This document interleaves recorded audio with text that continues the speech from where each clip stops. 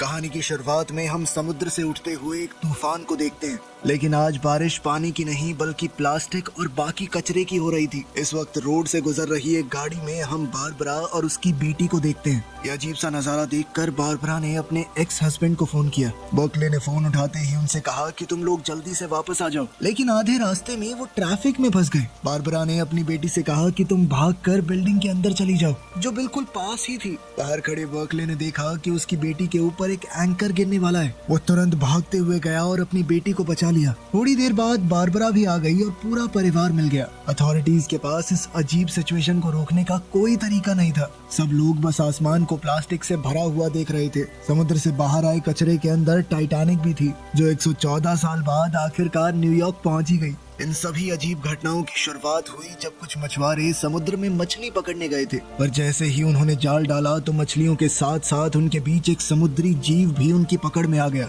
इसके बाद हम बाकले को देखते हैं, जिसे समुद्र में तेल लीक होने की खबर मिली। उसे ब्रिटिश फौज के साथ मिलकर सफाई का काम करना था। मिशन के लिए चाहते हुए वो लंदन से गुजरा ताकि अपनी बेटी कर्बी को सही सलामत उसकी माँ के पास पहुँचा दे। अपनी बेटी और पिछली बीवी को अलविदा कहने के बाद बार्कले सार्जेंट हैना के साथ एयरपोर्ट गया और फिर मिलिट्री प्लेन में बैठ गया। जल्द ही वो एक खुफिया जगह पर पहुंचा जहां उस समुद्री जीव की डेड बॉडी रखी गई थी। वहां पता चला कि ये जीव समुद्र के किनारे से लगभग 3 मील दूर मिला है। मछुआरों ने जब मॉन्स्टर को जाल से निकलते देखा तो उन्होंने उसे गोली मार दी और उसके शरीर को इंटरनेट पर बेचने की कोशिश की, लेकिन कर्नल ने सही समय पर एक्शन लिया, केस को छुपाया और उस शरीर को खरीद लिया ताकि आर्मी उस पर रिसर्च कर सके। पियर्स कहने लगा कि इस तरह के समुद्री जीवों के बारे में पुराने समय की कहानियों में बताया जाता है। इनकी प्रजाति को होमो एक्वा कहा जाता था। जब साइंटिस्ट ने बॉडी को चेक किया तो उन्हें क्रीचर के गले के नीचे एक मोती मिला, बिल्कुल वैसा ही जैसा उन्हें पहले मिले हुए स्पेसिमेन में मिला था। समुद्र के नीचे रहने वाले इन जीवों से बात करने के लिए आर्मी ने पहाड़ों में कैंप्स लगाए और एक मशीन से सिग्नल भेजा। सो रहे थे तो मॉर्गन और सैरा को काम दिया गया कि उस होमो एक्वा की बॉडी को गार्ड करें। रात के लगभग 2:30 बजे दोनों को लगा कि कुछ तो गड़बड़ है। अचानक जमीन में पानी भरने लगा और सारा आगे बढ़ते हुए धंसने लगी। मॉर्गन ने उसे बचाने की कोशिश की और हाथ बढ़ाया, लेकिन सारा को किसी चीज ने जोर से नीचे खींच लिया। कुछ ही सेकंड बाद मॉर्गन भी उसी तरह नीचे चला गया। नीचे जाने से पहले उसने मदद के लिए कॉल की, लेकिन बाकी फौजी समय रहते नहीं आए। साथ ही वो बॉडी भी चोरी हो गई थी। तभी अलार्म बज उठा और सारे फौजी उठकर देखने लगे। जनरल जब टेंट में पहुंचा तो उसे मॉर्गन और सारा कहीं नहीं मिले। जब उसने रेडियो पर उनसे बात करनी चाहिए तो पता चला कि रेडियो तो जमीन के नीचे है। उन मॉन्स्टर्स के जाने के बाद जमीन फिर से सख्त हो गई थी। जब पियर्स नीचे झुककर चेक कर रहा था तो उसे मॉर्गन का हाथ मिला। उस वक्त बार्कले को समझ आ गया कि उसे बहुत ही खतरनाक मिशन पर भेजा गया है। उसने पूछा कि ये कौन सा जीव है। हैना ने बताया कि उनकी टीम का यही काम है। वो अनजान जीवों से बातचीत करने की कोशिश करते हैं, लेकिन ये होमो एक्वा कोई एलियन नहीं है। वो इंसानों से भी पहले से धरती पर रहते हैं और हजारों सालों से वो समुद्र के नीचे थे, लेकिन अब वो दोबारा से जाग गए हैं और प्लैनेट को वापस लेना चाहते हैं। उस रात आर्मी ने एक होमो एक्वा को बीच की तरफ आते देखा। जनरल ने अपने फौजियों को बंदूकें नीचे करने को कहा क्योंकि वो बात करना चाहता है। ट्रांसलेशन डिवाइस की मदद से पियर्स ने उस क्रीचर से बात की और उसे एक मीटिंग के लिए बुलाया। वो क्रीचर बहुत गुस्से में था क्योंकि उसके एक आदमी को मछुआरों ने मार दिया था। इस पर पियर्स ने कहा कि मैंने भी अपने 2 फौजी खोए हैं। इसके बाद दोनों ने एक पीस एग्रीमेंट किया ताकि दोनों गुट एक दूसरे को मारना बंद करें। एग्रीमेंट के बाद भी उस फिशमैन ने कहा कि हमारे लोग छुप छुप कर जीने से थक चुके हैं। उसी पल दुनिया के हर देश में लोग होमो एक्वा को पहली बार सामने आता हुआ देखने लगे। उनका कहना था कि वो इंसानों से पहले से यहाँ पर रहते हैं, ये उनकी भी दुनिया है। दोनों प्रजातियों के बीच में पहली ऑफिशियल मीटिंग लंदन में हुई। इस मीटिंग के लिए वाटरवे नाम का एक ब्रिज बनाया गया जो जमीन और पानी को जोड़ता है। जब सब लोग अपनी जगह पर पहुंच गए तो केट ने इंजीनियर्स को वाटरवे शुरू करने का ऑर्डर दिया। होमो एक्वा के साथ साथ 3 और बड़े अजीब से जीव आए थे। एक बड़ी सी मछली, एक जल परी और एक इंसान जैसी दिखने वाली औरत। थोड़े ही समय में सॉल्ट ने इंसानों की भाषा सीख ली और एम्बेसडर की बात को समझने लगी। मीटिंग की शुरुआत में सॉल्ट ने बताया कि वो खुद क्यों आई है। कुछ समय पहले उसके बच्चे पैदा होने वाले थे, लेकिन इंसानों के जहाज से गिरे तेल ने उस जगह को जहरीला कर दिया। मीटिंग को शांत रखने के लिए जॉनथन ने कहा कि हम अपनी गलती सुधारना चाहते हैं, लेकिन सॉल्ट ने उसे इग्नोर कर दिया। उसने कहा कि वो वो सिर्फ बर्कले से बात करेगी, क्योंकि वही एक ऐसा इंसान था जिसने मरे हुए होमो एक्वा के लिए इज्जत दिखाई। ये जानने के लिए कि होमो एक्वा बर्कले को अपना एम्बेसडर क्यों चाहते हैं, केट ने उससे पूछताछ की और उसकी जिंदगी के हर एक किस्से को खंगाला। जोनाथन को दोनों प्रजातियों के बीच का एम्बेसडर बनाने की कोशिश नाकाम हो गई, क्योंकि सॉल्ट को सिर्फ बर्कले से बात करनी थी। इसीलिए उनकी यूनिट की प्रेसिडेंट ने बर्कले से कहा कि मैं तुम्हें इस मौके के लिए तैयार करूंगी। होटल पहुंचकर जहां बर्कले कुछ दिन रुकने वाला था, उसने देखा कि वहां बहुत कड़ी सिक्योरिटी है। उसके कमरे में उसकी बेटी और पिछली बीवी पहले से थे। बारबरा को जब पता चला कि बर्कले को होमो एक्वा के साथ नेगोशिएशन के लिए चुना गया है, तो वो चौंक गई।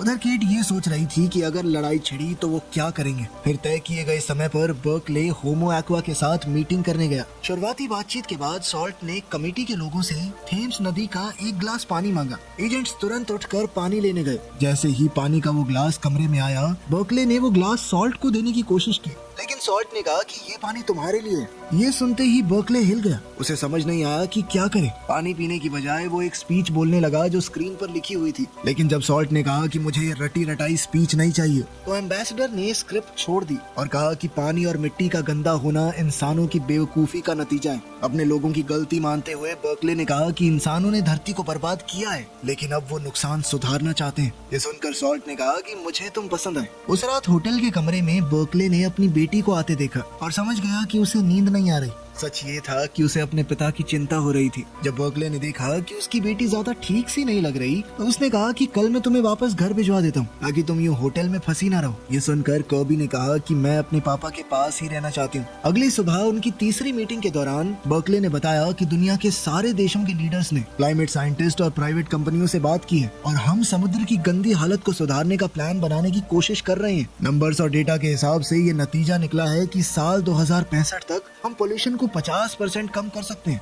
लेकिन जब सॉल्ट को पता चला कि सिर्फ 50% पोल्यूशन कम करने में 40 साल लगेंगे, तो उसने इस प्रपोजल को बिल्कुल नकार दिया। उसने कहा कि रोज हमारे लोग तुम्हारी लापरवाही की वजह से मर रहे हैं। सॉल्ट ने कहा कि हमारे लोग ठीक से देख सुन भी नहीं पा रहे, अब उन्हें परेशानी हो रही है, तुम लोग बहुत पोल्यूशन कर रहे हो। इस बात पर बर्कले को लगा कि बोल तो ये बिल्कुल सही रही है। उसके पास माफी मांगने के अलावा कोई ऑप्शन नहीं था। फिर उसने कहा कि अगर हम दोनों प्रजातियां मिलकर इस मिशन में काम करें तो हो सकता है जल्दी हो जाए। इस पर सॉल्ट ने कहा कि अगर हम मदद करने लगे तो बहुत जल्दी हो जाएगा। अचानक एक तूफान शुरू हुआ और एक ही समय पर कई सारे देशों ने समुद्र में बदलाव देखा। उस दिन जितना भी कचरा इंसानों ने समुद्र में फेंका था, वो वापस जमीन पर आ गया। प्लास्टिक और बहुत सारा गंदा सामान आसमान से गिरने लगा और अब कहानी वहीं पहुंच गई जहां से शुरुआत हुई थी। दुनिया भर के देशों का इतना नुकसान होने के बाद भी बर्कले ने समुद्र के लोगों के साथ बातचीत जारी रखी, क्योंकि इंसान जानते थे कि वो ऐसी लड़ाई तो नहीं जीत सकते। अच्छी बात ये थी कि सॉल्ट अभी भी बात करने के लिए तैयार थी, लेकिन उसने कहा कि मुझे शांति तभी मिलेगी जब इंसान 3 शर्तें मानेंगे। पहली शर्त, समुद्र में किसी भी तरह का कोई पोल्यूशन नहीं आना चाहिए और अपने जहाज चलाना बंद करो। दूसरी शर्त ये थी कि जमीन और समुद्र के बीच में सीधे बॉर्डर बनाए जाएं, ताकि इंसान समुद्र के अंदर ना जाए, क्योंकि इंसान जमीन पर रहने के लिए बने हैं। उन्हें ना ही समुद्र और ना ही उसके पास के आसमान में जाना चाहिए। ये सुनते ही कमेटी के मेंबर्स भड़क गए, क्योंकि इससे सभी कॉन्टिनेंट्स पर रहने वाले लोग एक दूसरे से कट जाएंगे। जब सॉल्ट ने देखा कि कमरे में इंसान ज्यादा गुस्सा हो रहे हैं, तो उसने अपनी आवाज बदली और एक आदमी का रूप ले लिया ताकि उन्हें कंट्रोल कर सके। जैसे ही लोग शांत हुए और अपनी सीट पर वापस गए, सॉल्ट अपने असली रूप में वापस आ गई। फिर वो तीसरी शर्त बताने लगी जो इंसान और समुद्री लोगों के बीच में शांति के लिए जरूरी है। इसके लिए उसने समुद्र के कुछ कोऑर्डिनेट्स दिए और कहा कि अगली मीटिंग वहाँ पर होगी। इसमें सिर्फ दूर समुद्र तक जाना ही नहीं है, बल्कि बर्कले को 5 मील नीचे डाइव करना पड़ेगा ताकि वो होमो एक्वा से उनके घर में मिल सके। अब अगली चुनौती ये थी कि इतनी गहराई तक जाना भी बहुत मुश्किल है, क्योंकि 5 मील नीचे पानी का प्रेशर बहुत ज्यादा होता है। आज तक ऐसी कोई सबमरीन बनी ही नहीं है जो 5 मील नीचे तक डाइव कर सके। फिर जनरल पियर्स और उसकी टीम के साथ बर्कले वेसल में चढ़ा। उनके हैच को बोल्ट से पूरी तरह बंद कर दिया गया। लॉन्च के बाद सबमरीन को मीटिंग पॉइंट तक पहुंचने में लगभग 2.5 घंटे लगे। सफर के दौरान 6 पैसेंजर्स आपस में बात करने लगे कि अगर वो जिंदा बच गए तो घर जाकर क्या करेंगे। जब बर्कले ने देखा कि टेड नाम का एक आदमी बहुत ज्यादा डर रहा है, तो उसने उसे शांत करने की कोशिश की। अपने साथियों को हौसला देते हुए बर्कले ने खुद को भी जैसे तैसे समझाया। कुछ ही मिनट बाद उनकी सबमरीन रुक गई। पियर्स ने अपनी टीम से बात करने की कोशिश की ताकि बता सके कि हम नीचे तक पहुंच गए हैं, लेकिन कोई रिस्पांस नहीं आया। थोड़ी देर बाद टीम को लगा कि ये सबमरीन बहुत ज्यादा तेज मूव कर रही है, लेकिन किसी को समझ नहीं आया कि हो क्या रहा है, क्योंकि सतह से उनका संपर्क पूरी तरह टूट चुका था। बाहर के प्रेशर को चेक करते हुए मिन को एहसास हुआ कि यहाँ का प्रेशर बिल्कुल जमीन जैसा है, जो होना पूरी तरह से नामुमकिन है, क्योंकि कायदे से तो वो 5 मील नीचे है। अचानक से सबमरीन हिली और सारी लाइटें बंद हो गई, जिसके बाद सबने ऑक्सीजन मास्क पहन लिया। जब हैच खुला तो सब हैरान रह गए, क्योंकि पानी सबमरीन के अंदर आया ही नहीं। इसीलिए उन्होंने बाहर निकलने का फैसला किया। बाहर जाकर उन्होंने देखा कि वो एक गुफा के अंदर है। यहाँ का टेम्परेचर भी 21 डिग्री सेल्सियस है और हवा में ऑक्सीजन बहुत है। जब टीम इस जगह को देखकर हैरान हो गई, तब सॉल्ट सामने आई। उसने बताया कि तुम पहले इंसान हो जो इतनी गहराई तक पहुँचे हो। इस एनवायरनमेंट को खास उनके लिए ही तैयार किया गया है, इसीलिए वो अपना ऑक्सीजन मास्क हटा सकते हैं। सॉल्ट उन्हें मीटिंग रूम में ले गई, जहाँ उनकी स्पीशीज के लोग जमीन और समुद्र का फ्यूचर डिसाइड करने के लिए जमा हुए थे। उस रात केट को अपनी टीम के एक मेंबर का कॉल आया। उसे पता चला कि कई देशों के डिप्लोमेट्स के बीच में कोडेड बातें हुई हैं। फोन पर बात करते वक्त ही केट पर एक स्नाइपर ने हमला कर दिया, लेकिन उसके बॉयफ्रेंड ने उसे बचाते हुए अपनी जान दे दी। उसी वक्त टेड, जो कि अकेला डिप्लोमेट है जिसने अपना ऑक्सीजन मास्क नहीं उतारा, उसने सॉल्ट को एक गिफ्ट दिया। जब बर्कले को समझ आया कि वो ग्लोब असल में सिर्फ एक कवर है, अंदर कुछ और ही मौजूद है, तो वो तुरंत झपटा ताकि सॉल्ट से उसे दूर ले जा सके। लेकिन बम फट गया और इस ब्लास्ट में कई फिशरमैन मारे गए और बर्कले की टीम के सारे मेंबर भी। सिर्फ बर्कले जिंदा बच गया, क्योंकि सॉल्ट ने उसे बचा लिया था। केट के मिशन पर स्क्वाड भेजते हुए शर्ले को मिशन पर गए हुए डिप्लोमेट्स की मौत की खबर मिली और उसने तुरंत मीडिया को बता दिया। न्यूज के बाद दुनिया को एक वीडियो दिखाई गई, जिसमें लग रहा था कि सॉल्ट ने जानबूझकर बर्कले और उसकी टीम को मारा है और जो भी इंसान समुद्र में जाएगा उसका यही हाल होगा। लेकिन सच तो ये था कि ये वीडियो नकली है और सरकार ने दोनों स्पीशीज के बीच में नफरत बढ़ाने के लिए ये किया। तेज रफ्तार से सतह की तरफ तैरते हुए सॉल्ट ने देखा कि बर्कले को बचाने के लिए हेलीकॉप्टर भेजा गया है। जैसे ही बर्कले जमीन पर पहुंचा, उसने बताया कि ब्लास्ट का रीजन टेड था। केट ने बर्कले की बात मानी, लेकिन कहा कि उसे सॉल्ट से पूछताछ करनी पड़ेगी। फिलहाल के लिए सॉल्ट को गिरफ्त में ले लिया गया। अब केट जल्दी से ये पता लगाने में लग गई कि किसने उस आदमी को पैसे दिए थे। उस आदमी को स्टेज 4 कैंसर था और वो इस मिशन को पूरा करने के लिए कुछ भी कर सकता था। सॉल्ट की तेज समझ की वजह से उसकी प्रजाति पर इल्जाम नहीं लगा, लेकिन अब उसे एक स्टील के डब्बे में बंद कर दिया गया। ये जानकर कि उसकी दोस्त को लैब में बंद करके उसके ऊपर एक्सपेरिमेंट किए जाएंगे, तो बर्कले ने एक्शन लिया। ट्रक की चाबी लेकर उसने गाड़ी रिवर्स की और डब्बे को नदी में गिरा दिया। जैसे ही सॉल्ट आजाद हुई, बर्कले खुद भी पानी में कूद गया और सॉल्ट ने उसे बचाया।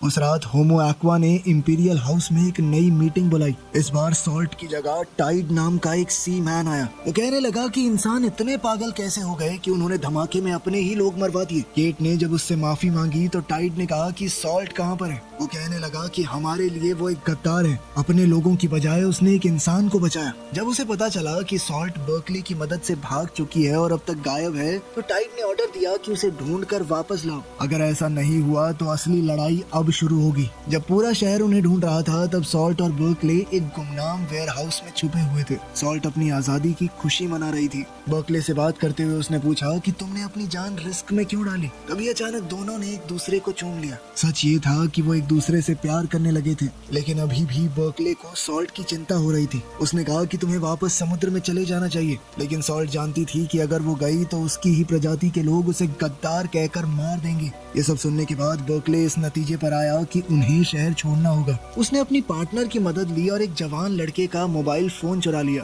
ताकि वो बारबरा यानी अपनी एक्स वाइफ से बात कर सके, क्योंकि अब शायद वही है जो उनकी मदद कर सकती है। लेकिन बर्कले की मदद करने की बजाय बारबरा ने कॉल को गवर्नमेंट एजेंट्स के साथ शेयर कर दिया और उन दोनों को मिलने के लिए एक जगह पर बुलाया, ताकि बर्कले को पकड़ा जा सके। जब बर्कले ने देखा कि बारबरा गाड़ी पैक कर रही है, तो वो सॉल्ट के साथ ब्रिज की तरफ भागा और वहाँ पर दोनों को घेर लिया गया। उसी वक्त केट की टीम के एक आदमी ने बताया कि वो वीडियो नकली है, जिसमें सॉल्ट ने इंसानों के खिलाफ लड़ाई छेड़ी थी। ये सुनते ही केट ने अपने फौजियों को पीछे हटने का ऑर्डर दिया, लेकिन जनरल गन्सबर्ग जिद करने लगा कि उस औरत को रोको। जैसे ही केट को समझ आया कि जनरल जरूरत पड़ने पर सॉल्ट को मार भी सकता है, तो उसने अपनी टीम को ऑर्डर दिया कि जल्दी से अपना टारगेट बदलो और ब्रिटिश फौजियों पर बंदूक तान दो। जब दोनों फौज आपस में भिड़ने वाली थी, तभी अचानक से सॉल्ट ने बहुत तेज चीख मारी और फिर नदी में कूद गई। उस रात होमो एक्वा एक ऐसी आवाज निकालने लगे जो समुद्र के पास वाले शहरों के सारे कुत्तों को बीच तक ले आई और फिर उन्होंने फिशिंग नेट्स का इस्तेमाल करके उन्हें पकड़ लिया। अगले दिन जब जानवरों के बारे में पूछा गया तो टाइड ने कहा कि उनको तो हम खा गए,